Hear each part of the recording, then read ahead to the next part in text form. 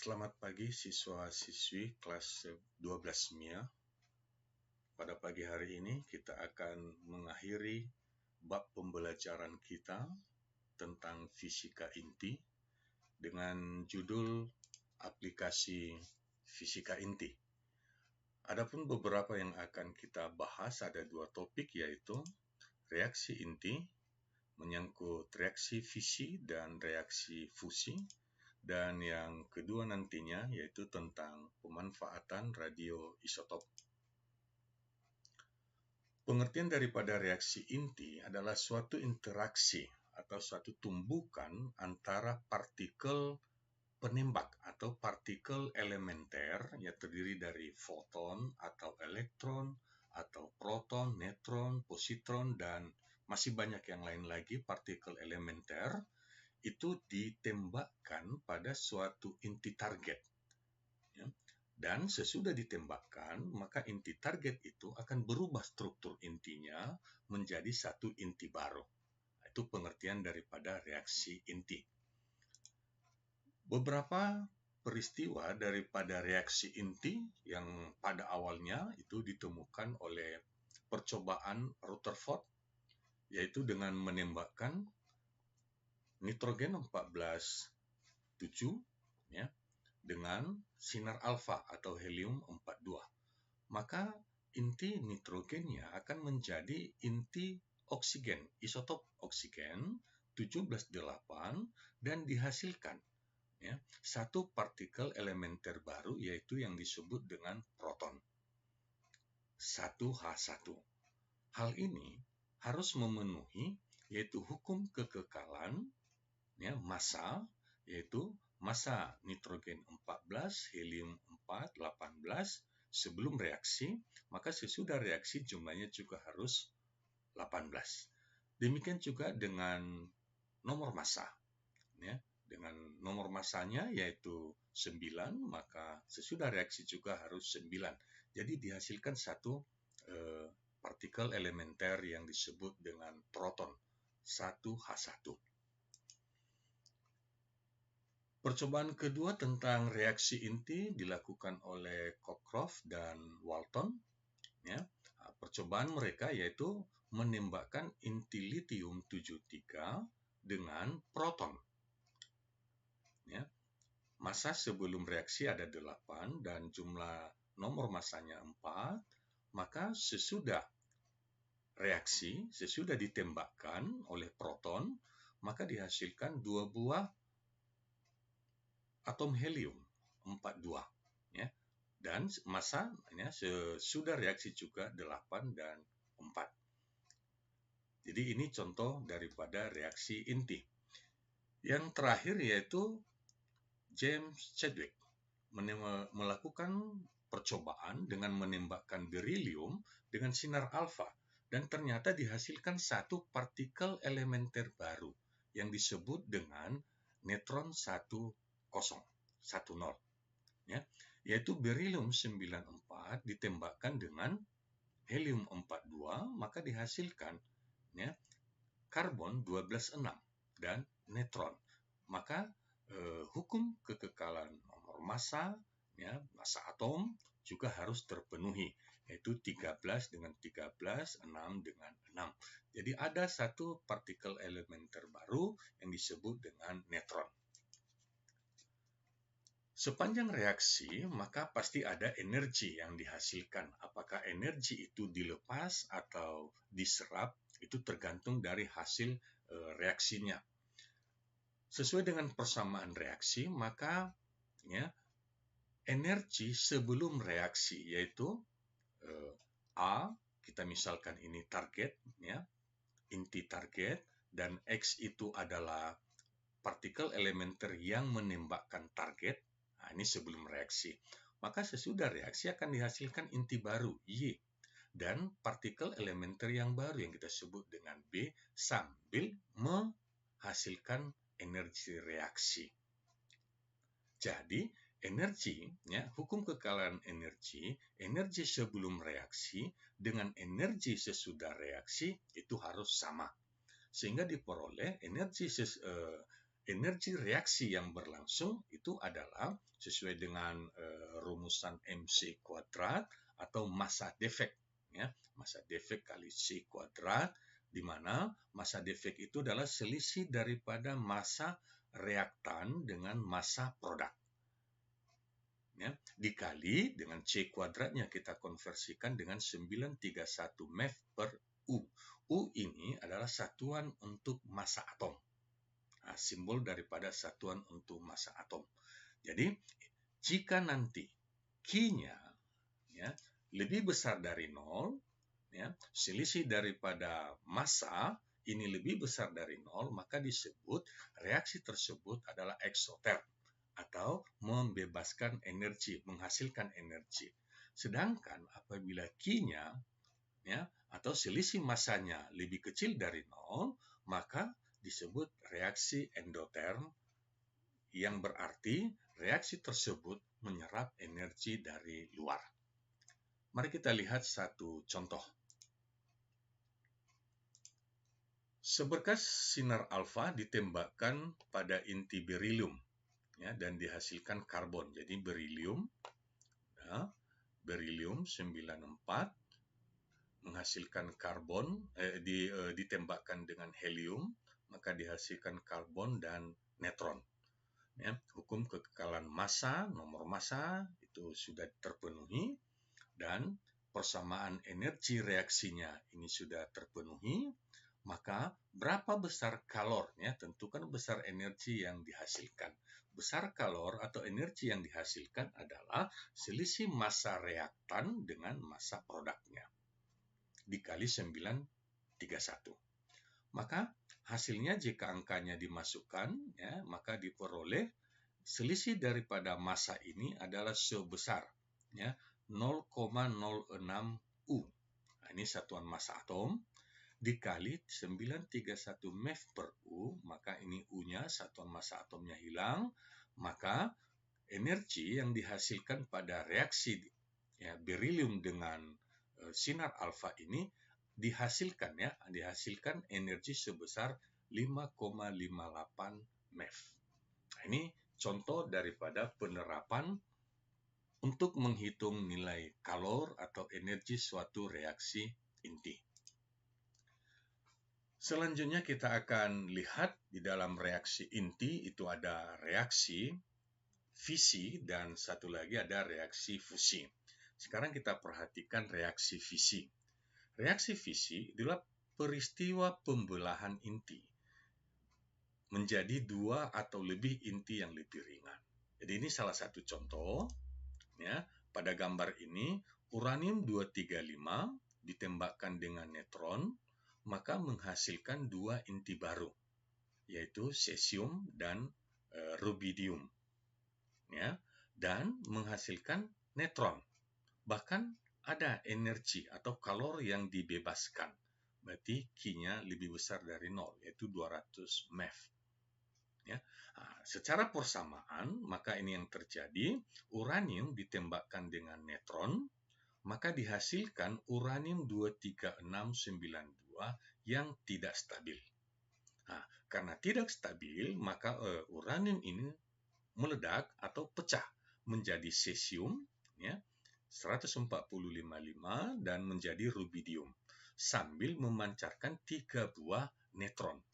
Ya, selain memancarkan neutron yang berenergi tinggi, juga menghasilkan kalor atau energi reaksi, yaitu dari gambar ini sebesar 200 MeV. Kita coba lihat animasi daripada reaksi fisi. Ya, misalnya ini inti uranium 235, ini grafiknya, yaitu energi totalnya, ini yang warna kuning, dan ini energi potensialnya. Apabila uranium 235 ditembakkan dengan partikel elementer, ini yang warna putih, ya, berarti neutron, itu warna putih neutron, kita ulangi ya. Kalau partikel yang ditembakkan warna putih berarti neutron, kalau warna merah berarti proton. Apa yang terjadi? Ya, ternyata pertama menjadi ini 235, ketika ditembakkan dengan neutron maka dia menjadi 236, kemudian baru meledak atau terpecah. Ya, 236 ya, kemudian dia terpecah sambil ya beberapa neutron yang lain yang dipancarkan ya. Nah, ini salah satu contoh daripada reaksi fisi. Ada juga reaksi berantai ya. Ya, seharusnya reaksi berantai ini ya reaksi yang terjadi terus-menerus, tetapi ini tidak, hanya sekali itu saja, tidak nampak lagi lanjutannya. Bahkan ada reaktor nuklir, inilah reaktor nuklir ya, disinilah bahan uranium, tetapi ya disekat-sekat ya, diberikan perisai supaya tidak terjadi reaksi yang melebihi batas atau yang tidak terkendali.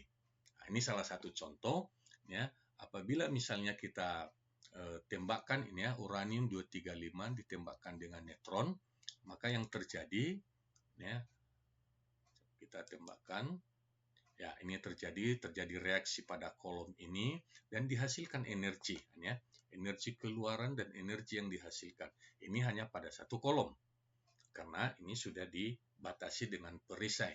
Dan bahkan kalau kita ulangi ya, kita perhatikan suhunya juga ya, peningkatan suhunya tidak demikian tinggi. Tapi apa yang terjadi apabila misalnya kita ulangi ini perisainya, penghalangnya kita lepas, maka ya kita atur sedemikian, maka reaksi antar kolom akan terjadi dan energi yang dihasilkan juga akan sangat besar, dan bahkan ya boleh jadi itu menjadi tidak lagi tidak dapat dikendalikan. Ya, contohnya demikian. Nah, ini reaksi yang dihasilkan ya. Nah, ini terus reaksinya. Ya, maka energi keluaran, energi yang dihasilkan itu makin tinggi ya. Semua bahan uraniumnya bereaksi ditembakkan dengan neutron ya, dan menghasilkan energi yang sangat besar.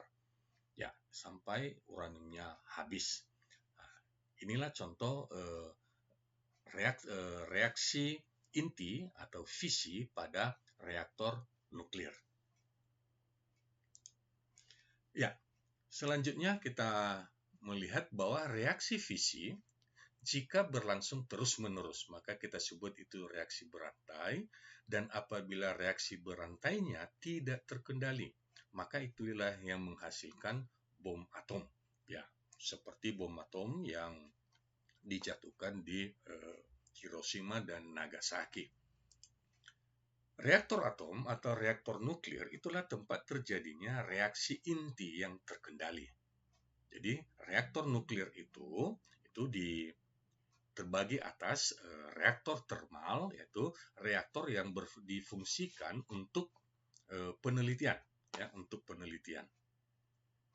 Kemudian reaksi fusi. Reaksi fusi adalah reaksi penggabungan inti ringan. Jadi ada inti ringan, beberapa inti ringan digabung menjadi inti yang lebih berat. Jadi kita lihat di sini 2H1 disebut ini deuteron. Ya, kalau 1H1 disebut dia proton, tapi kalau 2 disebut deuteron. Ada 2 buah deuteron digabungkan menjadi inti yang lebih berat. Kemudian ya, supaya dia stabil, maka itu memancarkan positron, ya, positron dan menghasilkan helium-31, yaitu kita sebut dengan tritium. Ya, jadi kita dapati H21 2 buah ya, disebut deuterium masing-masing ini. Kalau H11 kita sebut proton, kalau H21 kita sebut deuterium, dan H31 kita sebut dengan tritium H31. Jadi ini deuteriumnya 2, maka sesudah reaksi dihasilkan isotop helium, helium-32. Ya, isotop helium, dan memancarkan neutron. Nah, ini neutron yang dipancarkannya sambil menghasilkan energi sebesar 3,2 MeV. Jadi ini yang dimaksud dengan reaksi fusi. Jadi inti ringan digabung menjadi inti besar. Ya, deuterium 2 buah menjadi helium 32. Reaksi fusi juga disebut sebagai reaksi termonuklir. Mengapa? Karena prosesnya membutuhkan suhu sangat tinggi, yaitu 10 pangkat 9 Kelvin. Ya, 10 pangkat 9 Kelvin, di mana suhu setinggi ini hanya terdapat di matahari dan bintang-bintang. Nah, bagaimana menghasilkan reaktor nuklir yang bersifat fusi atau termonuklir di bumi dengan suhu yang sebesar itu? Maka ada ya, usulan yang dihasilkan, yaitu teknik plasma tokamak. Ya, istilah tokamak ini adalah satu singkatan ya, daripada bahasa Rusia, di mana penemunya ini adalah orang Rusia. Yaitu teknik plasma ini artinya bahwa partikel-partikel yang bereaksi secara fusi ini ya, karena pada suhu tinggi, maka partikel itu tidak lagi dalam bentuk partikel, tetapi sudah dalam bentuk plasma, diubah dalam bentuk plasma. Ya. Nah, ketika diubah dalam bentuk plasma, bagaimana supaya dapat dihasilkan plasma tersebut? Maka dibuatlah satu alat reaktor fusi yang berbentuk toroida, ya, kemudian digulung oleh gulungan kawat yang bermedan magnet. Nah, tujuannya untuk menahan plasma, yaitu atom yang terionisasi akibat suhu yang tinggi. Ya, jadi dikurung, ya, diselimuti di dalam sebuah toroida. Ya, dibawa dalam sebuah toroida atau sering disebut itu ya seperti donat. Nah, kita akan lihat nanti gambarnya. Siapa yang mengusulkan teknik plasma tokamak ini? Yaitu diusulkan oleh 2 orang fisikawan Rusia yang bernama Andrei Sakharov dan Igor Tamm. Nah, dan keduanya ini akhirnya ya menerima penghargaan, yaitu hadiah Nobel. Karena apa? Ya, teknik reaktor fusi ini, teknik plasma yang mereka hasilkan itu bisa dihasilkan dan menjadi bisa diterapkan di bumi ini. Nah, inilah hasil daripada penemuan Andrei Sakharov dan Igor. Ya, inilah gambaran daripada plasma. Jadi ini di luar ini ya, toroida magnetik ya. Nah, ini seperti donat membungkus, ini yang dibedah, ini yang di depan ini, dan dililit oleh outer poloidal magnet field. Nah, jadi ini kumparan magnet, medan magnet yang melilit membungkus daripada toroida tersebut. Maka di dalamnya inilah dijebak atau dikurung ya, hasil daripada reaksi fusi, yaitu yang bersifat plasma tersebut. Nah, karena dikurung, jadi ini bisa dimanfaatkan untuk menghasilkan energi yang lebih besar. Nah, inilah salah satu contoh model daripada teknik plasma daripada tokamak. Sebagai contoh, reaksi fusi dari 2 buah deuterium menjadi helium akan dipergunakan untuk memproduksi tenaga listrik pada industri. Anggap efisiensi proses adalah 30%. Jika massa deuterium 2,0, helium atau sinar alfa, serta 1U sama dengan 931,5 MeV, atau konversi lagi 1 MeV itu sebesar 1,6 kali 10 pangkat minus 13 Joule. Maka yang ditanyakan adalah berapa besar energi yang dihasilkan setiap atom deuterium. Ya, setiap atom deuterium. Untuk menyelesaikan ini, kita buat persamaan reaksinya seperti pada awal tadi. Ya, deuterium ada 2 dan dihasilkan helium 42. Dan kalor, persamaan reaksinya ya, AX menghasilkan Y tambah X, Y tambah Q. Maka berapa besar Q? Q itu adalah selisih massa AX dengan Y. Ini massa AX dan massa Y. ya B-nya tidak ada, dikali 931. Maka karena deuterium ada 2, maka masanya dikali 2 dikurang massa helium, ya, kali 931. Maka energi yang dihasilkan pada reaksi ini adalah 24 MeV. Ya. Jadi pada reaksi kedua deuterium ini menjadi helium, itu reaksi fusi, ya, dihasilkan energi 24 MeV. Nah, sekarang energi ini ingin difungsikan, dialihkan menjadi misalnya energi listrik. Ternyata efisiensinya yang terpakai, ya, energi yang terpakai hanya 30%. Berarti 30% itu hanya sebesar 7,2 MeV. Ya. Nah, jadi 2 buah deuterium memiliki energi yang bisa dipakai sebagai misalnya energi listrik sebesar 7,2 MeV. Yang ditanyakan energi per atom deuterium. Jadi karena ada 2 deuterium, energinya 7,2, maka berarti setiap deuterium memiliki energi 7,2 bagi 2 atau 3,6 MeV. Ya. Apabila MeV-nya kita konversikan, ya, maka dihasilkanlah bahwa 3,6 MeV sama dengan 5,76 kali 10 pangkat 3 Joule. Jadi inilah contoh daripada reaksi fusi. Subtopik yang kedua kita yaitu manfaat radioisotop. Ya, kita tahu bahwa radioisotop adalah isotop dari radioaktif.